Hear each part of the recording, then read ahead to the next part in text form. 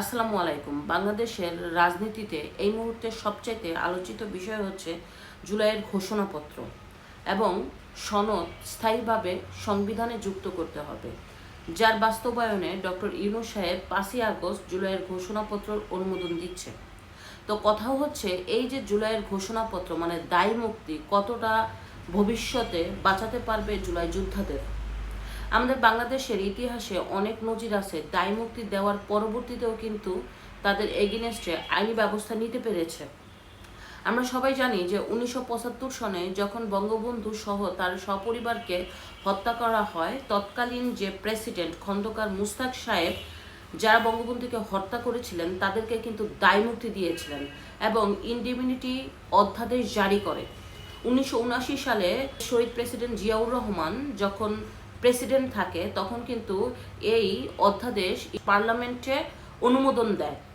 তারপরে কিন্তু এটা খুবই শক্ত আইন হয়ে যায়। পরবর্তীতে 1979 সালের 7ই জুলাই পঞ্চম সংশোধনীয় হিসাবে এই অধ্যাদেশ কিন্তু সংবিধানে যুক্ত করে, যার কারণে দীর্ঘ 21 বছর বঙ্গবন্ধুর হত্যার কোনো বিচার করা হয়নি। 1996 সালে যখন আওয়ামী লীগ সরকার ক্ষমতায় আসে তখন আওয়ামী লীগ সরকার পার্লামেন্টে এই ইনডিমিনিটি অধ্যাদেশ বাতিল করে এবং 2010 সালে পঞ্চম সংসদীয় স্থায়ীভাবে সংবিধান থেকে অবৈধ ঘোষণা করা হয়, যার কারণে বঙ্গবন্ধুকে যারা হত্যা করেছিল তাদের এগেইনস্টে কিন্তু আওয়ামী লীগ সরকার কঠিন পদক্ষেপ নিতে পেরেছিল।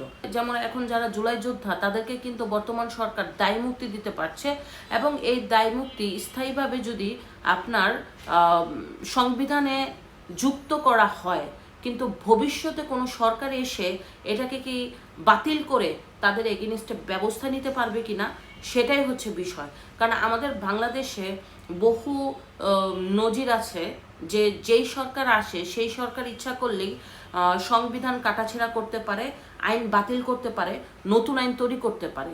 আপনাকে থাকতে হবে জনগণের মণিকোঠায়। যতক্ষণ পর্যন্ত জনগণ আপনার পাশে রয়েছে ততক্ষণ পর্যন্ত কিন্তু আপনাকে যে কোনো সরকার যদি দাবায়ও রাখে, জনগণ আপনার সাপোর্ট দিবে কোনো না কোনো সময়। অবশ্যই জনগণের মাধ্যমে আপনি বাংলাদেশের আইনি প্রক্রিয়ার ব্যবস্থা নিতে পারবেন এবং বাংলাদেশ কোনো সময় পরিচালনাও করতে পারবেন। আপনারা ইতিমধ্যে জানেন যে জামাত ইসলামের যখন যুদ্ধ অপরাধীর অনেককে ফাঁসি দেওয়া হয় তখন কিন্তু বাংলাদেশের জনগণ তারা অপরাধ করা সত্ত্বেও তাদের পক্ষ নেয়, কারণ জামাতে ইসলামের একটা শক্ত জনগণের বেসমেন্ট রয়েছে বাংলাদেশে। তাদের দল খুব শক্ত অবস্থানে আছে। প্রেসিডেন্ট জিয়াউর রহমানের যখন ক্ষমতা আসে তার দলও কিন্তু শক্ত অবস্থান থাকাকালীন আমাদের বেগম খালেদা জিয়াকে মাত্র 2 কোটি টাকার জন্য তাকে যখন সাজা দেওয়া হয় তখন কিন্তু বাংলাদেশের মানুষ ঝাঁপিয়ে পড়েছে।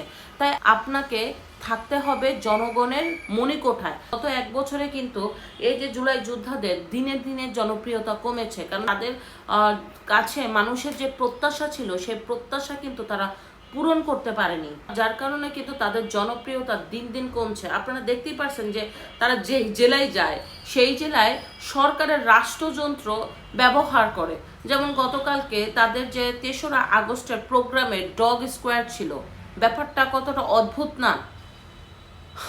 তাই আমি বলবো যে জুলাই যোদ্ধাদের উচিত সাধারণ মানুষের দ্বারপ্রান্তে পৌঁছানো। যতক্ষণ পর্যন্ত সাধারণ মানুষ তাদেরকে ভালোবাসবে ততক্ষণ পর্যন্ত যে কোনো সরকার ভবিষ্যতে আসলেও তাদের এগেইনস্টে ব্যবস্থা নিলেও জনগণ কিন্তু ঝাঁপায়া পড়বে।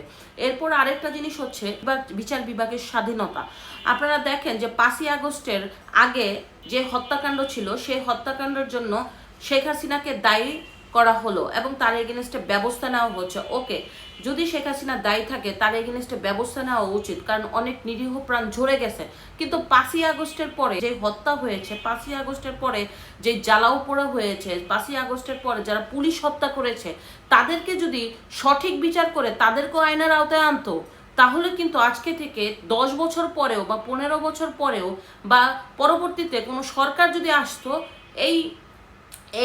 এই বিচার নিয়ে প্রশ্ন তুলতে পারতো না। কারণ যেমন শেখ হাসিনাকে বিচারের আওতায় আনা হয়েছে তেমনই কিন্তু 5ই আগস্টের পরে যে হত্যাকাণ্ড হয়েছে তাদেরও কিন্তু বিচারের আওতায় আনা হয়েছে। তাই দরকার একটা ন্যায় বিচার ন্যায় শাসন, যদি আইনের শাসন প্রতিষ্ঠা করে সঠিকভাবে বিচার বিভাগের স্বাধীনতায় যদি সঠিক বিচার করা হয়, তাহলে আজকে থেকে 50 বছর পরেও মানুষ এই আইনের প্রশ্ন তুলতে পারবে না, এবং এই দায়মুক্ত যে থাকবে এটা কিন্তু চিরস্থায়ীভাবে জনগণ তাদের পাশে থাকবে। তাই দায়মুক্ত দিলেই চলবে না, দরকার জনগণের ভালোবাসা, দরকার জনগণের স্নেহ, এবং একটি আইনের শাসন প্রতিষ্ঠা করা যাতে কেউ প্রশ্ন তুলতে না পারে।